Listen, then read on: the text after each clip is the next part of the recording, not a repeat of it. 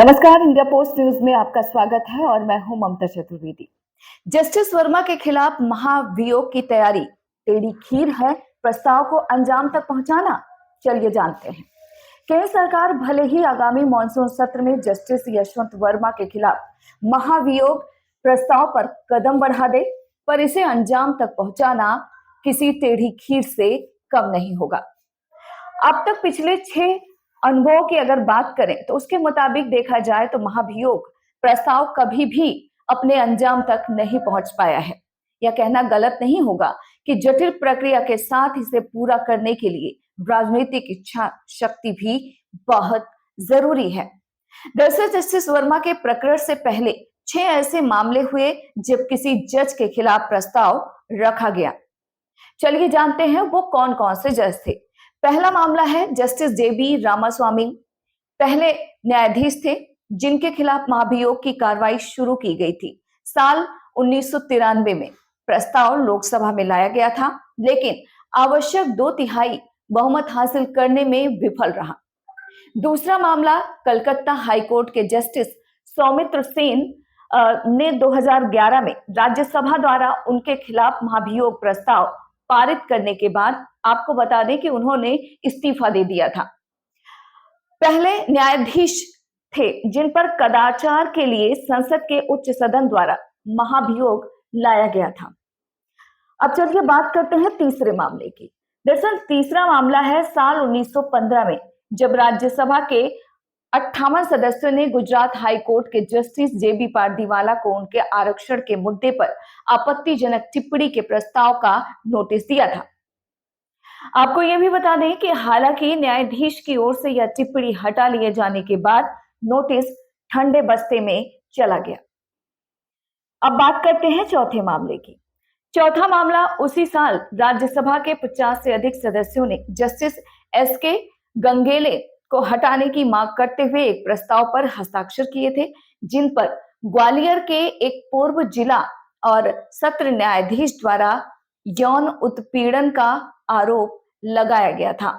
हालांकि आपको यह भी बता दें कि न्यायाधीश जांच अधिनियम 1958 के तहत गठित जांच समिति में यौन उत्पीड़न के आरोपों को स्थापित करने के लिए रिकॉर्ड पर मौजूद सामग्री को अपर्याप्त बताया। बाद में यह प्रस्ताव भी छोड़ दिया गया। अब चलिए बात करते हैं पांचवें मामले की। पांचवा मामला है साल 2017 में जब राज्यसभा के सांसदों ने आंध्र प्रदेश और तेलंगाना हाई कोर्ट के जस्टिस सीवी नागार्जुन रेड्डी के खिलाफ महाभियोग की कार्रवाई शुरू करने के लिए एक प्रस्ताव पेश किया था, लेकिन यह भी आगे नहीं बढ़ सका। दरअसल अब बात करते हैं छठे मामले की। छठा मामला है मार्च 2018 में विपक्षी दलों ने सीजेआई जस्टिस दीपक मिश्रा के खिलाफ महाभियोग प्रस्ताव पेश करने के लिए एक मसौदा तैयार किया। एक मसौदा प्रस्ताव पर हस्ताक्षर भी किए, लेकिन यह भी प्रस्ताव होकर ही रह गया। अब चलिए जानते हैं क्या है महाभियोग प्रस्ताव की प्रक्रिया। सुप्रीम कोर्ट और हाई कोर्ट के किसी भी जज के खिलाफ महाभियोग चलाने की प्रक्रिया समान है। दरअसल इसका प्रस्ताव भी एक लंबी प्रक्रिया है जिसे चलाने की शुरुआत अनुच्छेद 124(4) 218 से होती है और जजेस इंक्वायरी एक्ट 1968 से गुजर कर पारित होता है, जहां राष्ट्रपति इस प्रक्रिया से आए फैसले पर अंतिम मुहर लगाकर अंजाम तक पहुंचाते हैं, यानी कि जस्टिस को पद से हटाने का आदेश जारी करते हैं। हालांकि अब तक भारत में किसी जज के खिलाफ महाभियोग प्रस्ताव को अंजाम तक नहीं पहुंचाया जा सका है। आपको यह भी बता दें कि सुप्रीम कोर्ट के किसी जज के खिलाफ महाभियोग चलाने की प्रक्रिया संविधान के अनुच्छेद 224(4) में निर्धारित की गई है, जबकि अनुच्छेद 218 की अगर बात करें तो अनुच्छेद 218 में कहा गया है कि यही समान प्रावधान हाई कोर्ट के जज पर भी लागू होते हैं।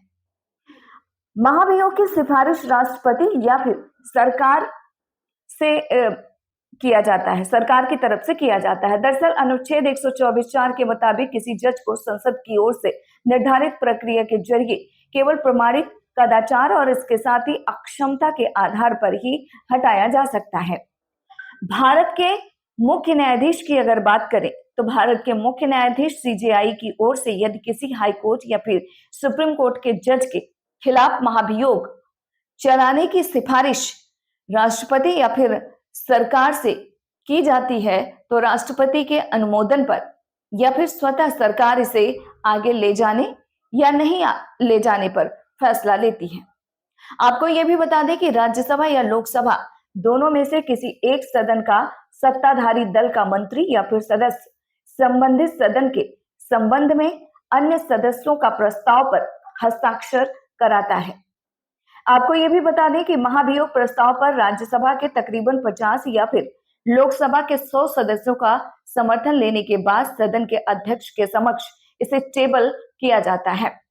आगे की कार्रवाई की अगर बात करें तो आगे की कार्रवाई जजेस इंक्वायरी एक्ट 1968 के तहत चलती है। सदन के स्पीकर चाहे तो विशिष्ट व्यक्तियों से राय लेकर इस प्रस्ताव को आगे ले जाएं या फिर अस्वीकार कर दें। सदन के स्पीकर प्रस्ताव पर 3 सदस्यीय समिति गठित करते हैं। एक सदस्य ज्यूरिस्ट, एक सदस्य सुप्रीम कोर्ट सीजेआई या फिर जज, इसके अलावा एक हाई कोर्ट का चीफ जस्टिस रहेगा। यह समिति ही निर्धारित प्रक्रिया के तहत आरोप तय करेगी और फिर हर आरोप की जांच भी करेगी। जांच पूरी होने पर सदन के स्पीकर को रिपोर्ट सौंपी जाएगी। आपको यह भी बता दें कि समिति के समक्ष संबंधित जज जिसके जरिए या फिर जिसके खिलाफ महाभियोग प्रस्ताव पेश किया गया है वह अपना पक्ष रख सकता है। इसके साथ ही समिति की रिपोर्ट आने के बाद उस पर सदन में चर्चा की जाएगी और फिर प्रस्ताव को पारित करने के लिए सदन की संख्या में बहुमत का 2/3 मत पक्ष में पड़ना जरूरी होता है। इसके साथ ही महाभियोग प्रस्ताव के संसद के दोनों सदनों से पारित होने के बाद इसे राष्ट्रपति के पास भेजा जाएगा, जहां से संबंधित जज को पद से हटाने का आदेश जारी होगा। तो इस तरीके से एक जटिल प्रक्रिया है महाभियोग के लिए। तो ऐसे में यह कहा जा सकता है कि यदि जस्टिस वर्मा के खिलाफ महाभियोग की कार्रवाई शुरू होती है तो देखना महत्वपूर्ण होगा कि क्या ये अंजाम तक पहुंच पाएगा। दिल्ली से इंडिया पोस्ट न्यूज के लिए ममता चतुर्वेदी।